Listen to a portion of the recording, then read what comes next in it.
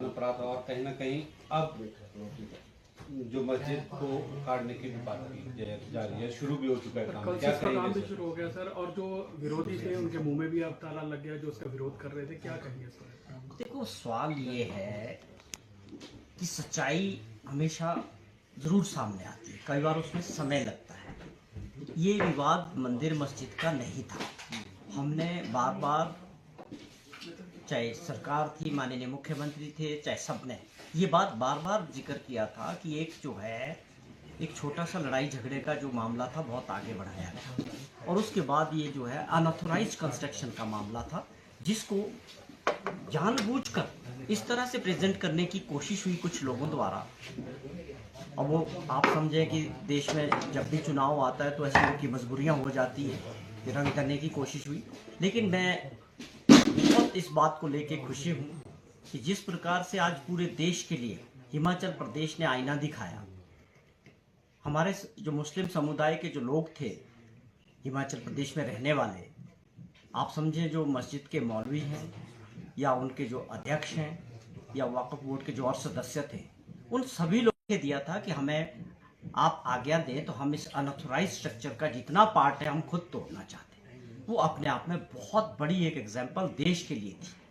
ये भाईचारा बड़ी मुश्किल से बनता है और हमारा देश बढ़ भी तभी सकता है जब हम सबको साथ लेके आगे बढ़ने की सोच रखते हैं। दृष्टि से समाज को बांटने का जो काम करती है, उसके लिए मैं समझता हूँ एक बहुत बड़ा मैसेज आज हिमाचल प्रदेश से, शिमला से हमारे सभी भाइयों ने दिया है कि जिस प्रकार उन्होंने उसका खुद अपने आप उस मस्जिद के अनऑथोराइज स्ट्रक्चर को वक्फ बोर्ड वालों ने और मस्जिद वालों ने खुद उसको गिराने का काम शुरू किया है। तो मैं समझता हूँ ये एक बहुत अच्छी पहल है। पूरे देश के अंदर एक सबके लिए सीख लेने की आवश्यकता है, और इसका स्वागत करता हूँ कि उन्होंने बार बार इस बात का जिक्र किया था कि हम केवल सद्भावना जो हमारे प्रदेश के अंदर है, सभी समुदाय के लोग यहाँ हिमाचल के अंदर प्यार मोहब्बत से रहते कहते, उसके नज़र हम खुद इसको जो है तोड़ने के लिए तैयार हुए। तो ये इस बात का मैं उनका धन्यवाद करता हूँ और स्वागत करता हूँ। नगर निगम आयुक्त कोर्ट ने 2 महीने का समय दिया और उन्होंने कहा कि पैसे के अभाव के चलते जो है वो कई दिक्कतें आ रही है और समय भी ज्यादा लग सकता है। क्या देखिए, अब तो ये मामला अल्टीमेटली कुछ लोगों ने हाई कोर्ट तक भी पहुंचाया है। हाई कोर्ट, माननीय हाई कोर्ट के भी आदेश आए हैं कि इसको कमिश्नर जो है 2 महीने में इसका निपटारा करे और सभी को सुने। वो ठीक है, वो एक कानूनी प्रतिक्रिया है, लेकिन जो इसका असली मकसद था, जिस तरह से ये विवाद शुरू किया गया था और उस विवाद को बढ़ाने का प्रयास किया गया था, अब मैं उस बात की सच्चाई की बात कर रहा था कि हम बार बार कह रहे थे कि ये मामला हिमाचल में कोई मंदिर मस्जिद या हिंदू मुस्लिम का नहीं था। ये सीधे तौर पे जो है एक अनऑथोराइज कंस्ट्रक्शन का था। उन्होंने उसको एक्सेप्ट किया और आज उनको तोड़ने को तैयार हो गए। तो ये अभी भी उन लोगों के लिए सीख लेने की आवश्यकता है कि आप ऐसे झूठे प्रचार से जो है समाज को खराब करने का काम कोई भी ना करे। मुख्यमंत्री जो है वो गांव के द्वार जाने का कार्यक्रम निश्चित कर रहे हैं, कब से शुरू हुआ और कितनी बड़ी पहल मानते हैं? देखिए, एक बहुत बड़ा कार्यक्रम माननीय मुख्यमंत्री जी 26 तारीख से, आप ये समझें कि 2 साल का आने वाला वक्त हमारी सरकार का होने वाला है, और उसमें स्वाभाविक तौर पे प्रदेश के लोगों के आशीर्वाद से सरकार बनती है। आज भी 70% लोग गांव में रहते हैं। हिमाचल प्रदेश में लोग गांव में रहते हैं, कृषि से जुड़े हुए। सरकार की ये प्राथमिकता है, ये हमारी सोच भी थी माननीय मुख्यमंत्री की, लोग, सरकार जो है लोगों के द्वार होनी चाहिए। तो इस भावना के साथ कि लोग जो गांव में रह रहे हैं उनकी क्या समस्याएं हैं, उनको कैसे वहां पर जाके उनके बीच जाके उसका निवारण करना है और उनके विकास के कार्य, उनकी बात को सुनना है। मैं समझता हूँ एक बहुत महत्वपूर्ण ये प्रोग्राम शुरू हो रहा है, जिसका शुरुआत माननीय मुख्यमंत्री जी 26 तारीख को रोडू के क्षेत्र डोडरा क्वार से कर रहे हैं, और वहाँ जाएंगे और रात का जो है उनका ठहरने का जो स्टे होगा वो गांव के अंदर होगा। और आप समझें कि बहुत मुश्किल क्षेत्र है, ट्राइबल से भी बड़ा मुश्किल क्षेत्र है डोडरा क्वार का। आगे वहाँ जल्दी अब बर्फ़ का मौसम होगा और वो सड़कें रुक जाएगी।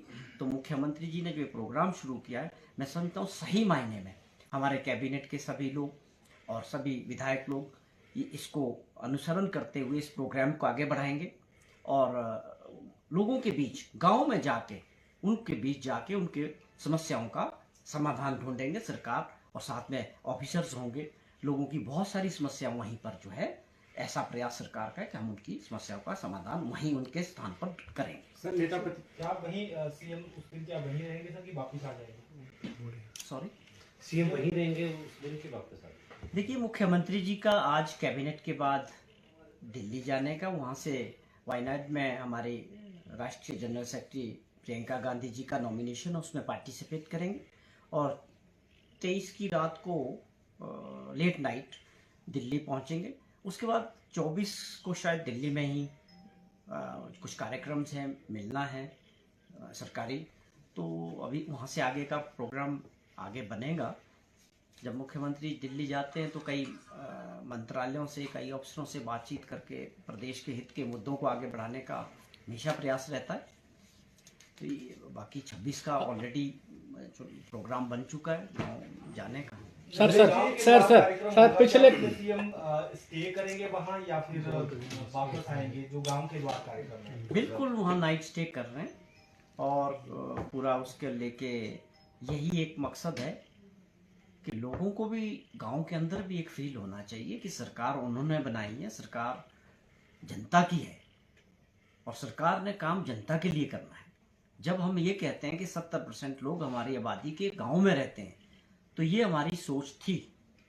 अब उसको हम इम्प्लीमेंट कर रहे हैं कि गांव के अंदर जाके, लोगों के बीच जाके, क्या उनकी सड़क की समस्या है, क्या उनकी बिजली की समस्या है, वोल्टेज की समस्या है या पानी की समस्या है, ये सारी बातें जो है उनके बीच जाके, ये सरकार का एक बहुत अनूठा प्रयास है और हम इस बात को समझते हैं कि आगे लगातार इसमें सरकार इन कार्यक्रमों को आगे बढ़ा रही है। और सर पिछले 362 दिन से जो है दृष्टिबाधित अनशन कर रहे हैं और बैकलॉग को भरने की मांग कर रहे हैं। आज उन्होंने सचिवालय के बाहर चक्का जाम किया था और अभी भी वहां पर बैठे हैं, लंबा जाम लग गया। क्या उनकी मांगों पर सरकार कोई विचार कर रही है? बिल्कुल स्वाभाविक तौर पे बहुत जेन्युइन है, उसमें क्या टेक्निकल प्रॉब्लम है, इसको लेके माननीय मुख्यमंत्री जी से भी बात करेंगे।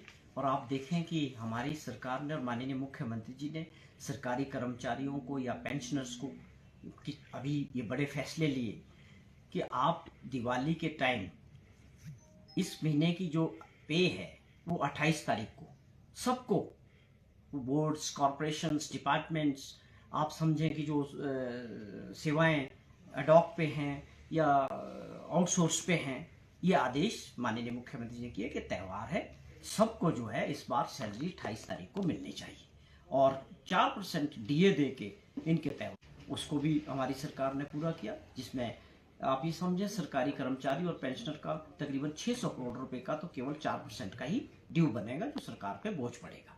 उसके अलावा जो मेडिकल रिबर्समेंट की बहुत सारी देनदारियां तकरीबन 200 करोड़ रुपए की कई वर्षों से लंबित थी, मुख्यमंत्री जी ने उसके भी आदेश किए कि वो भी हम क्लियर करने जा रहे हैं।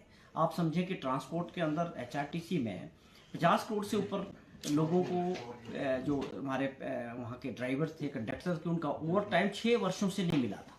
उसके आदेश माननीय मुख्यमंत्री जी ने किए और 4th क्लास एम्प्लॉयज़ को 20,000 रुपये उनके एरियर का त्यौहार के लिए उनको मिलेगा। तो ऐसे बड़े फैसले किए।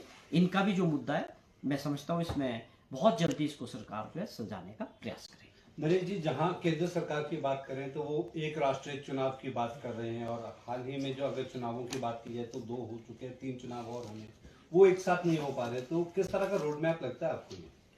देखिए, एक चीज़ है कि माननीय प्रधानमंत्री जी ने इस बात का जिक्र किया और इसके लिए कमेटी भी बनाई थी पूर्व राष्ट्रपति जी की अध्यक्षता में।